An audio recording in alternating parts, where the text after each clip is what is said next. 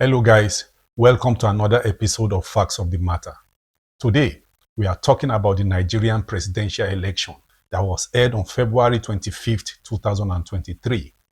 Bola Ahmed Tinubu emerged the winner of the closely fought contest, and unless a court ruling set his victory aside, Bola Tinubu, who polled 8,794,726 votes, will be sworn in as President of the Federal Republic of Nigeria on Monday, May 29th, 2023. Bola Tinubu emerged victorious on his first attempt as Nigeria's president, and he will become Nigeria's fifth president since the country returned to democratic rule in 1999. The election recorded the lowest turnout since 1999, with only 27% of eligible voters casting ballots. However, the conduct of the election by the Independent National Electoral Commission, INEC, was a big blow to many Nigerians. Many have described it as the worst election since 2007. Some polling places did not open on time. The BVAS, which is the electronic voting system, which was supposed to upload results from the 176,000 scattered polling places to a central website, seemed to collapse. There were reports of scattered violence in a few places, with ballot boxes stolen at gunpoint. Turnout was disappointing at really under 28%. So there was a lot of disappointment. You see, for many people, it was not the result of the election that was devastating, but the process by which INEC arrived at the result. Prior to the election, INEC had repeatedly raised the hopes of Nigerians that voting and collation of results will be done strictly with the BVAS, which I said earlier is the biometric voter accreditation system, which is a technological device used to identify and accredit voters before voting. And it was supposed to transmit election results in real time to the INEC election result viewing portal, the IREV. Together, these two technological innovations would enable INEC to conduct an election that will be completely free from human manipulation, enhance the transparency of election results, and boost public trust in electoral outcomes. Understandably, this was good news for many people. Finally, a device that will make rigging near impossible for politicians. This will return power to the people. But INEC later admitted that they had some technical glitches, that there were instances where the BVAS malfunctioned and its agent had to manually continue the electoral process. INEC also cited poor internet connections and heavy traffic that slowed its system down as the reason for the late transmission of the election results. However, many regarded this explanation as far-fetched. They believed the malfunctioning of the BVAS was an act of direct sabotage by some INEC officials. Okay guys, let me know what you guys think in the comment section. Was the malfunctioning of the BVAS a sabotage, or like INEC purported, was just a technical failure? Now, back to the issue, and assuming INEC indeed had some technical issue, the question is, when did INEC discover the situation? And when it did, why did it fail to take the proactive measure of informing the public about this malfunction? I mean, by evening on election day, complaints from the electorate across Nigeria filled the air.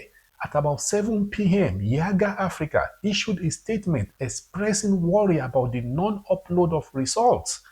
Later that same evening, the candidate of the PDP, Alhaji Atiku Abubakar, issued a statement asking INEC officials to upload results from the polling units on IREV. Even the chairman of the Labour Party, Mr. Julius Abure, also asked for the same thing in Delta and Lagos states. Now, why did INEC have to wait for that to happen? In fact, INEC failed to swiftly respond to any of these complaints until one day after the elections. This, I must say, was a grievous mistake on INEC's part. By the time INEC started announcing the results, this lack of effective communication with the people had eroded its credibility. Consequently, this left many to be disenchanted with the entire electoral process and made many to conclude that the election results were fraudulent. So right after INEC declared Asiwaju Bola Ahmed Tinubu the winner, the result was immediately challenged by his two closest rivals. First runner-up, former Vice President Atiku Abubakar of People's Democratic Party, who won 29%, and second runner-up, former Anambra State Governor Peter Obi of Labour Party, who got 25%. Both Obi and Atiku and their supporters claim the election chaos means the voting was rigged in favor of the ruling party. Their argument mainly is that INEC violated its own regulations by not electronically uploading and transmitting the election results as required by the Electoral Act. They are demanding that the election should be nullified and fresh election rescheduled. But guys, on a serious note, what about the votes that was already casted? Does that mean the vote should be discounted? Because of technical issues with the transmission of the results, which INEC had explained was due to slow internet connections in some areas and heavy traffic on the uploading site. I mean, guys, we've all experienced issues with internet connection and network services at one time or the other. And it happens even in more advanced countries. So INEC's explanation is not improbable under the circumstances. We must not forget, Nigeria had 176,000 polling units, most of them in some very remote areas. Honestly, I understand the disillusionment of many people regarding the election, especially the youths, many of whom were voting for the first time.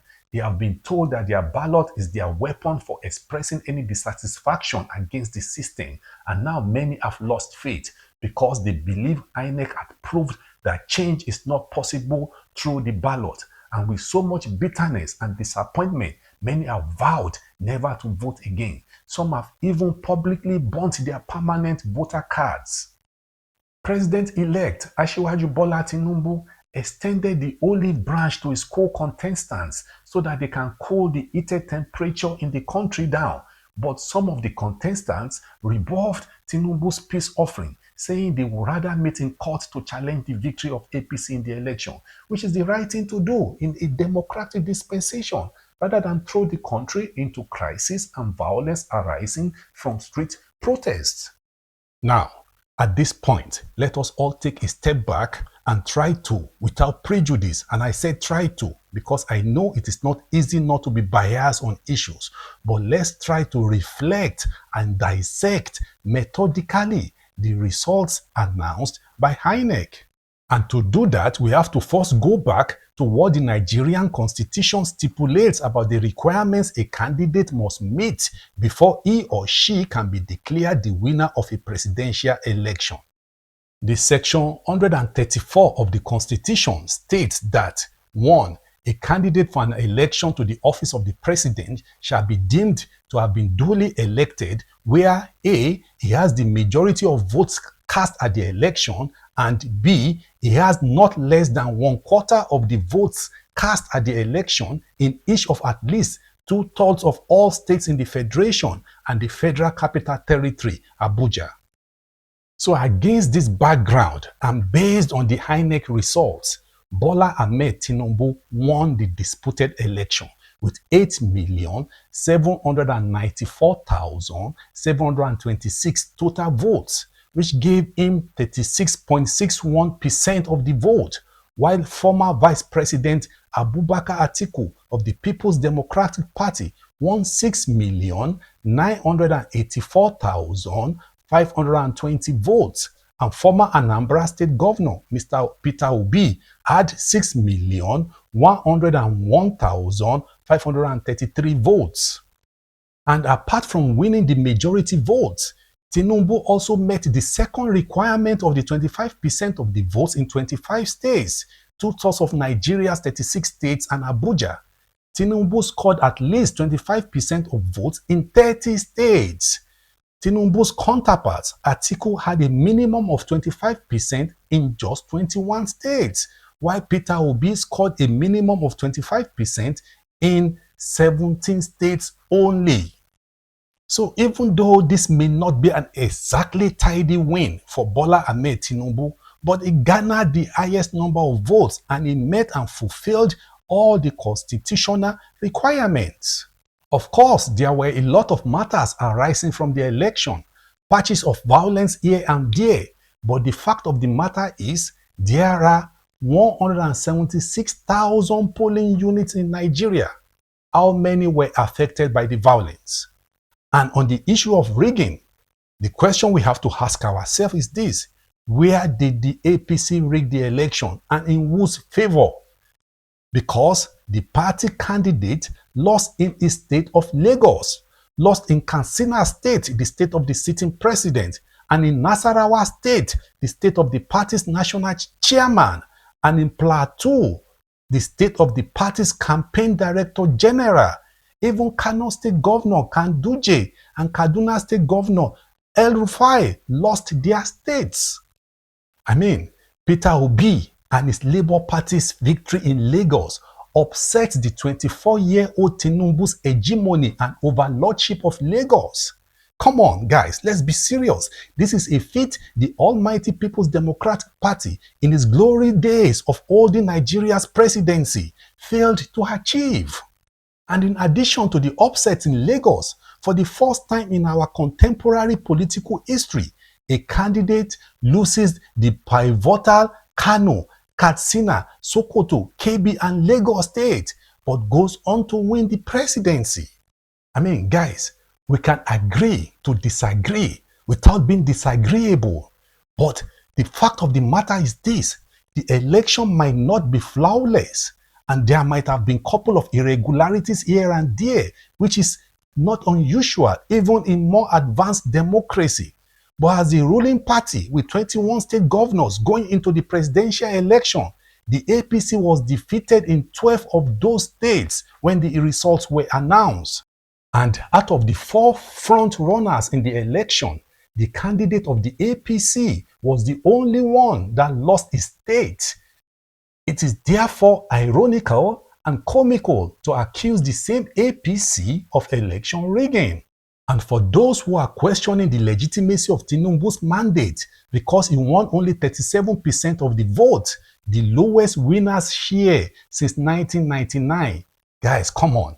37% of total votes cast is a very serious mandate, and coupled with that, he still got 25% of votes spread across 30 states of the federation.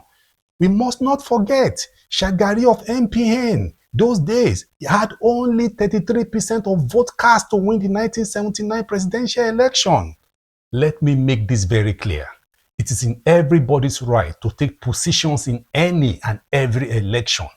However, most of these claims of irregularities appear to lack sufficient foundation, and according to independent observers on the ground, the irregularities they observed wasn't enough to impact the election's final outcome.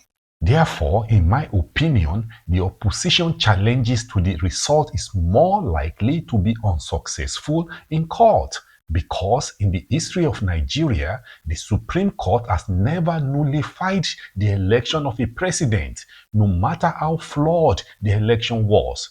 Well, who knows? Maybe that will change this time around. I mean, there's always a first time for everything. However, to win a case in court, the opposition parties will have to prove that the technical issues that INEC claimed it had was deliberate and that it affected the outcome of the poll. And according to the Electoral Act, instances of manipulation, violence, and ballot box snatching on election day, which are being cited by the opposition as ground for the disqualification of the election results, will have to have happened in a majority of the polling units or collation centers, not just in some few places. They have to prove that such irregularities substantially affected the election outcome. Already, Peter Obi and his Labour Party lost their first challenge to the election at the Federal High Court in Abuja. In a suit filed by the Labour Party with INEC as the sole defendant, the Labour Party had prayed the court to declare that INEC had no power to opt for a manual method other than the electronic method provided for by the relevant provisions in the Electoral Act 2022. It urged the court to issue an order compelling INEC to comply with the Electoral Act 2022 on the electronic transmission of results in the elections. However, Justice Emeka Nwite of the Federal High Court Abuja on Friday held that only the Independent National Electoral Commission is empowered by law to determine the mode of collating and transmitting election results. Justice Nwite further held that the collating and transferring of election results manually in the 2023 general elections cannot be said to be contrary to the relevant provisions of the Electoral Act 2022. Now, let's talk about the main opposition party, the PDP. Guys, you see, PDP inflicted self-amputation on themselves. I mean, politics is a game of numbers. That is, multiplication of numbers and not subtraction. The PDP appear not to have learned any lesson from its 2014 history. In February 2014, Abubakar Atiku, yes, the same Atiku, because he couldn't realize his presidential ambition in the PDP that year, defected to the APC. The defection of Atiku and 5 governors from the PDP to the APC invariably led to the defeat of former President Goodluck Jonathan in 2015. Now, the question is, how could Atiku have let history repeat itself? By allowing the altercation between the party and Governors Nyesom Wike from Rivers State, Samuel Otom from Benue State, Ifeanyi Ugwuanyi, Enugu, Seyi Makinde, Oyo State, and Okezie Ikpeasu, Abia State, to degenerate to the level that the party went into the election without these 5 governors. And you all guess what happened at the end? The party lost gallantly in all 5 states. The second mistake the PDP made is to have frustrated Peter Obi out of the party. Atiku lost out simply because Obi took away the traditional PDP votes, which Atiku himself acknowledged. This brings to mind the saying, "A house divided against itself will never stand." Tinubu clinched the victory in part because the opposition vote was split. All in all, even though Bola Ahmed Tinubu won the election, the main hero of the election was undoubtedly Peter Obi and the millions of Nigerians who queued behind him. Guys, before the February 25th election, many political pundits have dismissed Peter Obi and his Labour Party as lacking in structure and therefore unable to pose any threat. Obi was expected to make some impact in the southeast and a splinter of places across the country. He, however, surpassed all expectations. And this is to the credit of the good people of Nigeria, especially the youth and working class. They are the heroes and heroines of the 2023 presidential election. Even when the struggle became intense and the movement had to cross ethnic and religious lines, the heroes and heroines remained resolute in their support and determination. Once again, kudos to them all. So now, before I go, allow me to swing back to the president-elect Asiwaju Bola Ahmed Tinubu. I understand his politics may be distasteful to some, but to at least 8.7 million Nigerians who voted for him, they love him without any apologies. So kudos to Asiwaju Bola Ahmed Tinubu. It was a long, rough, and torturous road. His victory at the poll is the evidence of the methodical hard work the Jagaban has put in place since almost 40 years. Tinubu has built bridges and nurtured his political structure across the length and breadth of Nigeria. This is why he's dubbed in many circles as a master strategist. And despite having this political structure of die-hard foot soldiers, Tinubu did not relent and leave anything to chance. He was on his feet every day, despite rumors and stories of him suffering from different kinds of sicknesses, fighting for every vote as if he was the underdog. He visited every state, even those he didn't have to, And at the end, the Kingmaker has become king. So congratulations, sir. You fought the good fight and have won the race. But sir, the battle is not over yet. You will be inheriting a fractious nation with myriad political, security, and above all economic challenges come May 29th. So sir, you will have to hit the ground running and come up with appropriate strategies to heal the wounds caused by the rhetoric of the campaigns, unify the country, contain the needless crisis caused by the poor policy implementation of the Butch Naira recoloring policy of the Central Bank of Nigeria.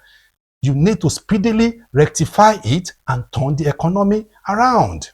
Okay guys, I understand a lot of people have different sentiments about the election results. So I'm sure some people watching this right now probably disagree with the way that I frame certain things. But here on this program, we try to do our best to be fair and factual and give the best overview that we can objectively without any bias or prejudice. So thanks for watching this program, and if you like this video, please give it a thumbs up, share, and most importantly, subscribe.